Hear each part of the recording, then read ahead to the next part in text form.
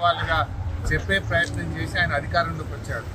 కానీ ఇవాళ అవే యూట్యూబ్ ఛానళ్ళు నీ అక్రమాలను, నీ మాట తప్పిన తీరును, నీ మోసాలను ఎండగడతా ఉంటే ఇవాళ యూట్యూబ్లను తక్కువ చేసి మాట్లాడటం అనేది చాలా విడ్డూరంగా ఉన్నది.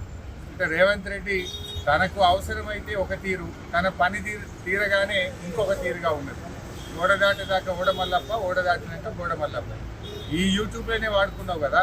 ఈ యూట్యూబ్లను నమ్ముకొని నువ్వు మరి గత ప్రభుత్వం మీద ఆరోపణలు చేసి, గత ప్రభుత్వం మీద ఉన్నవి లేనట్టు, లేని ఉన్నట్టు చెప్పి, అబద్ధాలు చెప్పి నువ్వు అధికారంలోకి వచ్చినావు కదా.